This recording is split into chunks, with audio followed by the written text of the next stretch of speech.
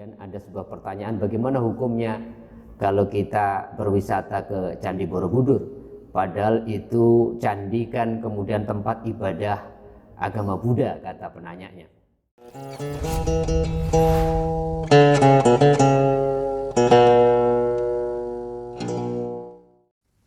Assalamualaikum warahmatullahi wabarakatuh. Sahabat-sahabatku, pemirsa channel Tauhid Cinta. Beberapa waktu terakhir ada sebuah video yang viral lagi. Padahal video itu sesungguhnya diupload tahun 2018. Seorang ustadz namanya Sofyan Khalid ketika ditanya dalam tanya jawab session kajiannya, kemudian ada sebuah pertanyaan, bagaimana hukumnya kalau kita berwisata ke Candi Borobudur? Padahal itu candi kan kemudian tempat ibadah agama Buddha, kata penanyanya.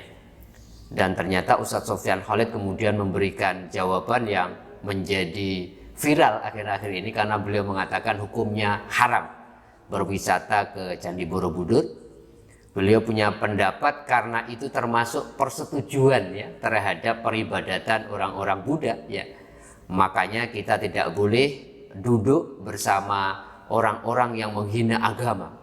Bahkan beliau kemudian melanjutkan dengan mengatakan Allah menyatakan bahwa kalau kamu duduk bersama mereka, kamu seperti mereka. Nah, tentunya kemudian pernyataan Ustadz ini memantik banyak komentar dari berbagai pihak. Pertama, kita baca kemudian komentar dari Ketua MUI Jawa Tengah, ya Kiai Haji Daroji, mengatakan, menurut saya kalau kita berkunjung ke Borobudur atau tempat wisata lain tergantung niatnya, kata beliau. Untuk apa? Kalau ke sana kita untuk ibadah, ubudiyah, maka haram hukumnya. Berarti mencampur adukkan ibadah kita dengan ibadah agama lain. Tapi kalau niatnya di sana hanya untuk berwisata, bahkan beliau mengatakan kalau ke sana kita ingin menggali sejarah peradaban Indonesia yang bersifat muamalah, maka dibolehkan. Ada komentar juga yang berkepentingan, Ketua Lembaga Seniman Budayawan Muslimin Indonesia Les Bumi Kabupaten Magelang, Abed Nugroho, mengatakan pernyataan Ustadz Khalid ini menurut beliau itu tidak mencerminkan ya ajaran Islam yang rahmatan lil alamin. Bahkan kemudian beliau melanjutkan dengan bahwa di dalam Islam ajaran Ahlus Sunnah terutama Nahdiyin ada namanya ukhuwah Islamiyah ya sesama muslim, ada ukhuwah watoniyah sesama anak bangsa, dan ukhuwah basyariyah ya ukhuwah bagaimana kita menjalin hubungan antar sesama manusia. Pernyataan di atas juga dikomentari mendapatkan respon dari Ketua Majelis Tarjih ya pengurus pusat Muhammadiyah, Profesor Samsul Anwar, mengatakan bahwa apa yang dikatakan oleh Ustadz Sofyan tadi, dia mengatakan bahwa agama itu tidak boleh dipahami secara sepotong-sepotong. Beliau kemudian menyatakan sama sekali di dalam Al-Quran tidak ada larangan untuk berwisata. Wisata itu mubah, artinya diperbolehkan ya. Bahkan kemudian beliau mengatakan bahwa kadang-kadang dengan wisata ke tempat-tempat yang berbeda itu bisa menambah wawasan kita, atau bahkan beliau mengatakan sebuah komentar, boleh jadi itu menjadi tadabbur. Kemudian kita mengagumi kekuasaan Allah yang kemudian bisa menambah keimanan dan keyakinan kita. Menteri Pariwisata dan Ekonomi Kreatif, Menparekraf, yang kita tahu Bapak Sandiaga Uno juga tidak kalah punya kepentingan untuk mengomentari. Beliau mengatakan dalam komentarnya, Candi Borobudur itu adalah bagian dari sejarah Nusantara, sejarah bangsa kita, bahkan menjadi destinasi wisata super prioritas ya, yang kemudian perlu dijaga kelestariannya. Bahkan beliau kemudian menyatakan komentarnya sebagai seorang muslim. Saya, kata Sandiaga Uno, memegang keyakinan bahwa umat Islam itu kita harus beliau mengatakan menganut Islam yang rahmatan lil alamin, Islam yang sangat toleransi terhadap umat beragama yang lain. dalam konteks ini adalah walaupun kita tahu ya Candi Borobudur dalam beberapa momen dan kesempatan digunakan untuk peribadatan orang-orang yang beragama Buddha. Maka kemudian yang menjadi pertanyaan yang perlu kita belajar bersama, sesungguhnya hukum kemudian berwisata ke Borobudur atau di dalam bahasa fikih klasik itu kemudian ada satu bab namanya hukum memasuki tempat ibadah agama lain, itu hukumnya apa sih? Nah, ternyata kalau kita baca literatur kitab-kitab fikih klasik maupun modern, paling tidak kemudian kesimpulannya ternyata para ulama tidak satu pendapat, tidak kemudian membolehkan pendapatnya yang mutlak dan kemudian juga tidak melarangnya. Paling tidak ada beberapa pendapat. Pertama, ulama madhab Hanafi itu mengatakan makruh. Makruh itu artinya apa? Ya tidak disukai lah, kalau bisa kemudian ditinggalkan. Syekh Ibnu Abidin, salah satu ulama madhab Hanafi, mengatakan yukrahu lil muslimi ad-dukhulu fil bi'ah wal kanisah.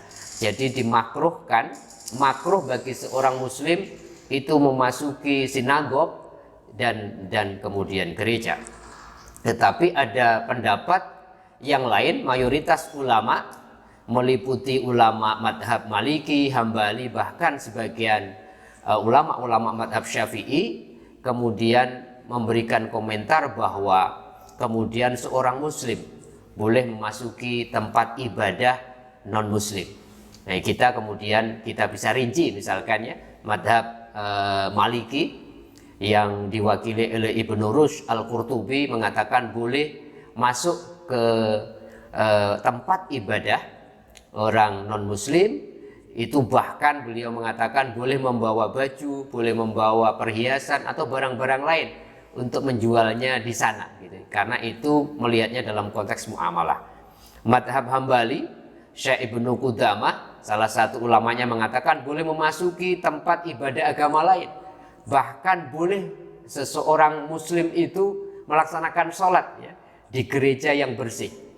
Bahkan ada beberapa riwayat yang mengatakan asal tidak ada gambar yang kemudian meniscayakan di situ simbol-simbol agama yang lain.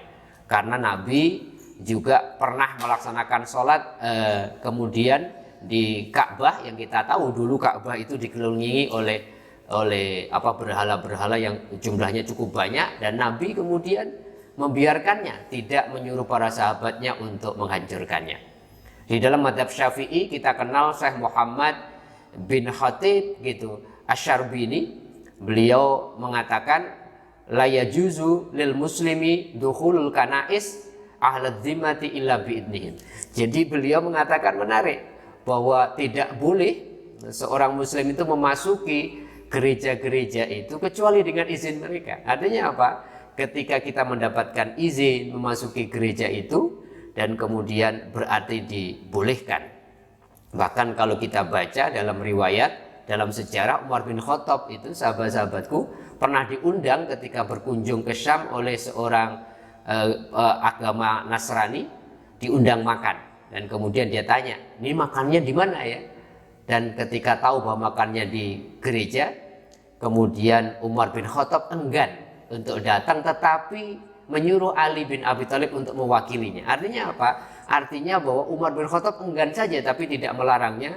Karena apa? Terbukti kemudian menyuruh Ali bin Abi Thalib untuk mewakilinya. Kita lihat juga lembaga fatwa Mesir, Dar al-Iftah, juga mengatakan bahwa prinsip hubungan muslim dan non-muslim itu harus bisa hidup berdampingan dengan damai. Artinya apa? Artinya bahwa masing-masing kita itu harus saling memahami, saling toleransi. Bahkan tadi dalam beberapa madhab yang 4 ternyata ada yang memakruhkan, kemudian ada yang membolehkan dengan syarat-syarat tertentu. Artinya apa? Artinya bahwa tidak satu pendapat ya, bahwa apa yang dikatakan Ustadz Sofwan Khalid tadi, bahwa mengharamkan kemudian berwisata ke Borobudur hanya sebagai sebuah kis. Bahkan seorang ulama Saudi, Abdullah bin Sulaiman Al-Maina, juga mengatakan boleh kemudian sholat di sinagog, di gereja, karena mengatakan bahwa semua tempat itu adalah masjid ya, berdasarkan hadis Rasulullah kecuali kuburan dan kamar mandi. Bahkan Rasulullah kita tahu dalam sejarahnya itu pernah menerima kaum Nasrani Najran, itu menerimanya di masjid. Dan ketika kaum Nasrani Najran itu kemudian minta izin untuk melakukan kebaktian menghadap ke Yerusalem, ternyata Rasulullah mengizinkannya. Itulah ternyata dalam kajian fikih-fikih klasik, ketika berbicara hukum memasuki tempat ibadah orang lain, termasuk kasus sekarang adalah Borobudur yang dianggap sebagai tempat ibadah orang Buddha, ternyata ada yang membolehkannya, kemudian ada yang memakruhkannya, bahkan ada yang ekstrim, bahkan kita sholat di gereja pun boleh asal gereja itu bersih ketika waktu sholat sudah datang. Mudah-mudahan membuka wawasan kita sehingga kemudian kita bisa melihat, bisa hidup berdampingan dengan orang yang beragama lain, bahkan interaksi kita dengan mereka ketika mereka mengundang kita ke tempat ibadah mereka, asal ya tidak mengikuti ritual atau kemudian ibadah-ibadah mereka, itu dalam batas-batas muamalah dan bukan dalam konteks mengorbankan prinsip atau keyakinan kita, dan itu sebagian besar ulama membolehkannya. Semoga bermanfaat. Jangan lupa sedekah jari untuk subscribe channel Tauhid Cinta, like dan share. Semoga Allah akan memberkahi kemudian membalas sedekah jari Anda. Sampai bertemu lagi. Assalamualaikum warahmatullahi wabarakatuh.